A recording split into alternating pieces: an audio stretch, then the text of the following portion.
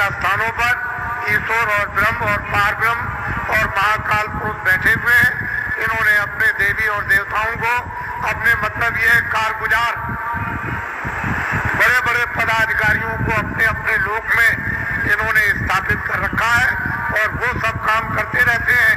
जैसे ब्रह्मा विष्णु महादेव और पार्वती लक्ष्मी और सावित्री, और इन्होंने अपने अपने और लोगों को काम दे दिया और आद्या महाशक्ति ने इनको काम दे दिया और निरंजन भगवान ने एक आद्या महाशक्ति का लोक बनाया जिसमें इतना बड़ा लोक है कि मृत्यु लोक से ज्यादा बड़ा स्वर्ग और स्वर्ग से ज्यादा बड़ा वैकुंठ और वैकुंठ से बहुत बड़ा शक्ति लोक।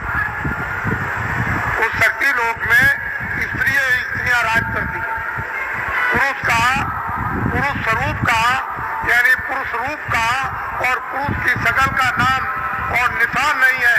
वह सारी की सारी स्त्रियों का राज उस मंडल में उसको कौन पार कर सकता है, किसकी सामर्थ्य है। उसके बाद निरंजन भगवान का जो धाम है वो तो मतलब है कितना बड़ा, तो कितना बड़ा।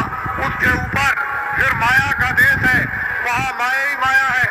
वहाँ पुरुष का कहीं भी नाम निशान उस बड़े इतने बड़े जिसमें जितने माया के लोग हैं उसमें कहीं भी कोई पुरुष नहीं दिखाई देता। और फिर ब्रह्मधाम, आपको तो ये राज मालूम है। तो इसकी साधना दोनों आंखों के पीछे जो जीवात्मा बैठी है और ऊपर से आवाज आ रही है, लेकिन कान तुम्हारे बंद हो गए और तुम जुग जुग से यानी कितने कल्प बीत गए जब से आए तब से सो गए। कोई तुमको महापुरुष, कोई योगी, कोई सिद्ध पुरुष तुमको जगाने के लिए मनुष्य मंदिर में मिला नहीं कि तुम्हारी जीवात्मा को घाट पर बैठाल के जगा दे। अब ये वक्त और समय आ रहा, हम उस तरह का सब माहौल तैयार किए देते हैं।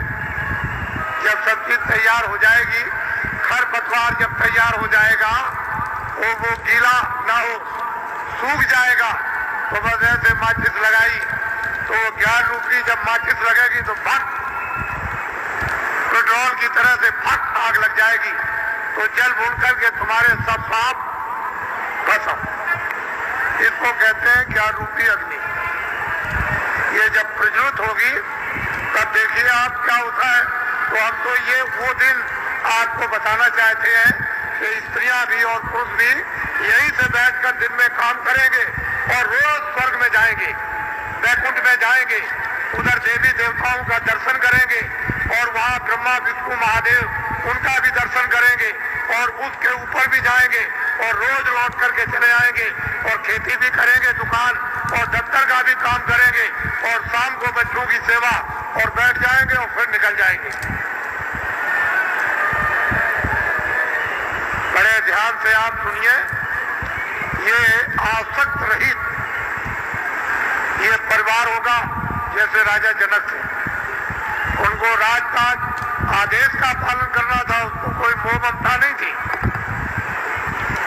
निर्लेप थे, जिसको कहते हैं विदेह। कोई आसक्ति ना हो उनको, वो विदेह, उनकी जीवात्मा जाग गई।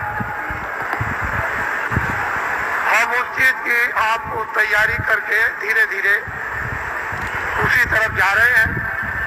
ये तैयारी हो जाए और इतनी प्यास लगेगी कि तुमसे उस समय ये कहा जाएगा कि तुम लोग प्रधानमंत्री बन जाओ, तुम मुख्यमंत्री बन जाओ, ले तुम राजा बन जाओ और तुम ये बन जाओ, तो तुम फौरन फेंकोगे कि हमको नहीं बनना, की जरूरत हमको नहीं, हमसे ये काम नहीं हो सकता।